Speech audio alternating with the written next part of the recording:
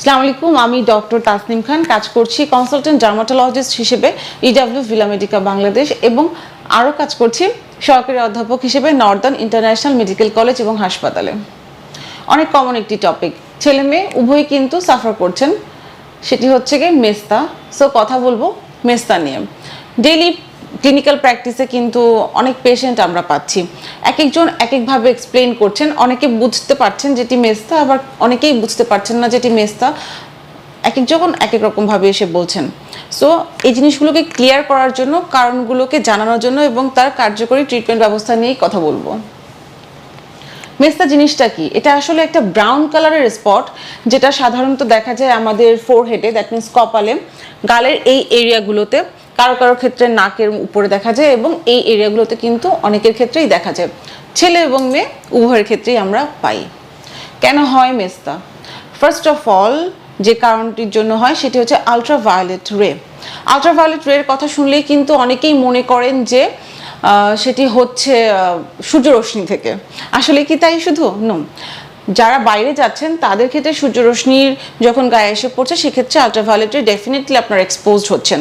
But আমাদের মায়েরা, খালারা বা বোনরা যারা আমরা রান্নাঘরে কাজ করছি, সেখান থেকেও কিন্তু আলট্রাভায়োলেটে এক্সপোজ হচ্ছেন আপনারা, কারণ আমরা অনেকেই জানি না সানব্লক ইউজের ব্যাপারে। থার্ড যে কারণটি বলবো সেটি হচ্ছে যে মিডিয়া লাইটে যারা আপনারা কাজ করছেন, কন্টিনিউয়াসলি কিন্তু আপনারা আলট্রাভায়োলেট রে এক্সপোজ হচ্ছেন। এবং আমাদের আজকালকের দিনে ছোট বাচ্চা থেকে শুরু করে অ্যাডাল্ট সবাই কিন্তু আমরা কোনো না কোনোভাবে মোবাইল বা ল্যাপটপ বা ম্যাকবুক সব কিছুর সাথে খুব ইজিলি সম্পৃক্ত। সো এখান থেকেও কিন্তু আলট্রাভায়োলেট রে এক্সপোজ হচ্ছি আমরা।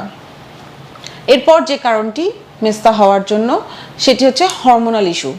হরমোন কিন্তু অনেক ইম্পর্ট্যান্ট একটা কারণ। যেমন প্রেগনেন্সির সময় কিন্তু কিছু হরমোন অনেক বেড়ে যায়, কিছু কমে যায়, যার কারণে এই ধরনের মেস্তাগুলো দেখা যায়। আবার ডেলিভারির পর কিছুটা কমে আসলেও সম্পূর্ণভাবে কিন্তু এটা কমে যায় না, তখন কিন্তু ডক্টরের শরণাপন্ন অবশ্যই হতে হবে আপনাকে। এছাড়া ওরাল কন্ট্রাসেপটিভ পিলস বা জন্ম বিরতিকরণ যে পিল আমাদের দেশের অনেক মায়েরা, বোনরাই নিচ্ছেন, যার কারণে কিন্তু লম্বা সময় ধরে ইউজ করার ক্ষেত্রে একটা মেস্তার প্রবণতা আমরা পেয়ে থাকি। হরমোন রিপ্লেসমেন্ট থেরাপি আরও একটি কারণ। এন্ডোক্রাইন রিলেটেড কিছু ডিজিজের কারণে কিন্তু অনেকেই আমাদেরকে হরমোনাল সাপ্লিমেন্ট বা হরমোনাল যে ব্যাপারগুলো আছে নিতে হয় হরমোনগুলো, সো দ্যাট সেখান থেকেও কিন্তু মেস্তা আমরা নোটিস করি। তার জন্যেই কারণটিকে ফাইন্ড আউট করার জন্য বেসিক্যালি আমাদের প্রপার হিস্ট্রিগুলোকে নিতে হয়। জেনেটিক কারণ কিন্তু আরেকটি কারণ। যদি মায়ের, বাবার কিংবা বড়দের কারো থাকে, পরবর্তী জেনারেশনে কিন্তু খুব ইজিলি মেস্তাগুলো আসতে পারে। আরেকটি অনেক ইম্পর্টেন্ট কারণের কথা বলবো, যেটি হচ্ছে গিয়ে রং ফর্সাকারী ক্রিম। অনেকের মধ্যে একটা প্রবণতা তৈরি হয়ে গেছে যে ফর্সা হতে হবে, ফর্সা মানুষই সুন্দর মানুষ। আসলে কি তাই? আমি বিশ্বাস করি না। কি হচ্ছে যে দোকানে যে আপনারা বিভিন্ন ধরনের ক্রিম নিয়ে আসছেন, লাগাচ্ছেন। ইভেন অনেকে এসে এরকম আমাকে বলেন যে ডক্টর, আমার পাশের ফার্মাসি যেটা আছে, ফার্মাসিতে যে ডক্টর বসেন, সেই ডক্টর আমাকে কিছু ক্রিম দিয়েছেন, সেই ক্রিম লাগানোর কারণে আমি ফর্সা হয়ে যাব, সো দ্যাট আমি এগুলো ব্যবহার করছি। ব্যাপারটা কিন্তু সেটা না। এবং উনি যে ডক্টর যাকে বলছেন, উনি কিন্তু অ্যাকচুয়ালি ডক্টর না, উনি হচ্ছেন ফার্মাসিস্ট, যিনি ওষুধ বিক্রি করছেন। এবং উনি হয়তো কোনো না কোনোভাবে বিভিন্ন ধরনের স্টেরয়েডকে তার ক্লায়েন্টকে দিয়ে দিচ্ছেন এবং সেগুলো ইউজ করার পর কিন্তু বিভিন্ন ধরনের মেস্তার প্রবণতা আমরা দেখতে পাচ্ছি। এবং আজকালকের দিনে টিভিতে বা ফেসবুক বা অনলাইন মিডিয়াগুলোতে এই রং ফর্সাকারী ক্রিমের প্রমোশনালগুলো এমনভাবে করা হচ্ছে, সো আমরা অনেকেই বাধ্য হচ্ছি সেগুলোকে ইউজ করার জন্য। এ থেকে কিন্তু মেস্তা হতে পারে। প্রথম দিকে ইউজ করার পর দেখা যায় হয়তো 1 থেকে 2 মাস খুব বেশি সুন্দর হয়ে গেলেন, এরপর কিন্তু আলটিমেটলি স্টপ করার পর কিংবা স্টপ না করলেও তার সাইড ইফেক্ট হিসেবে বিভিন্ন উপসর্গ আসা শুরু করে, এবং তার একটি হচ্ছে কিন্তু মেস্তা। লিভারের কিছু প্রবলেমের কারণে কিন্তু মেস্তা হতে পারে। এবং কিছু কিছু মেডিসিন আমরা যখন অন্যান্য সব ডিজিজের জন্য খেয়ে থাকি, লাইক ফেনিস্টেরাইড বা ফেনাইটোইন, এইগুলো, এই ধরনের যে ড্রাগগুলো আছে, এগুলোর সাইড ইফেক্ট হিসেবে কিন্তু মেস্তা হতে পারে। আমাদের স্কিনের মধ্যে 3টি লেয়ার থাকে, এপিডার্মিস, ডার্মিস এবং মাঝখানে হচ্ছে ডার্মো এপিডার্মাল একটা রিজন থাকে।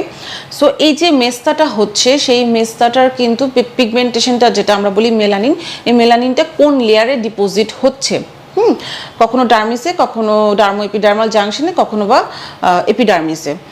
সেটার উপর কিন্তু আমাদের বিভিন্নভাবে ট্রিটমেন্টের প্রোটোকলটাকে রেডি করতে হয় এবং তার থেকে কতটা আমরা রেজাল্ট পাবো সেটাও কিন্তু সেভাবে বোঝা যায়। কারণ ডার্মিস, দ্যাট মিনস একদম ডিপ লেয়ারে যদি এই ধরনের মেস্তাগুলো বেশি হয় সেক্ষেত্রে কিন্তু দ্যাট মিনস পিগমেন্টেশন ডিপোজিট যদি একদম ডিপ লেয়ারে বেশি হয় সেক্ষেত্রে কিন্তু এটাকে ক্লিন করা আমাদের জন্য খুব টাফ হয়ে যায়। আর উপরের যে দুটো লেয়ার, দ্যাট মিনস এপিডার্মিস এবং ডার্মিপিডার্মাল জাংশনে যদি হয়ে থাকে তাহলে সেই ক্ষেত্রে কিন্তু আমাদের পিগমেন্টেশনগুলোকে আমরা ইজিলি রিমুভ করতে পারি। বাট ভালো ব্যাপার হচ্ছে যে আমাদের কান্ট্রিতে বা আমাদের সাবকন্টিনেন্টে ইউজুয়ালি ডার্মিস এবং এপিডার্মিসের মাঝখানে যে এরিয়া সেখানে কিন্তু পিগমেন্টেশনের ডিপোজিশনটা বেশি হয়, সো দ্যাট আমরা খুব ইজিলি এটাকে ঠিক করতে পারি। বাট অবশ্যই একটু লম্বা সময় ধরে ট্রিটমেন্ট করতে হয়।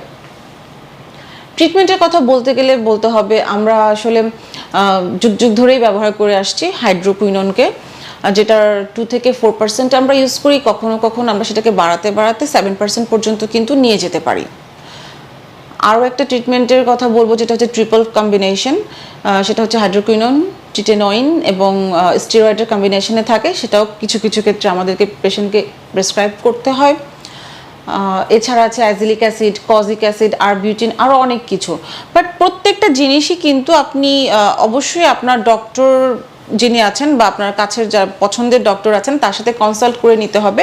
আদারওয়াইজ লম্বা সময় ধরে হাইড্রোকুইনন যদি ইউজ করতে থাকেন সেক্ষেত্রে কিন্তু অন্য আরেকটি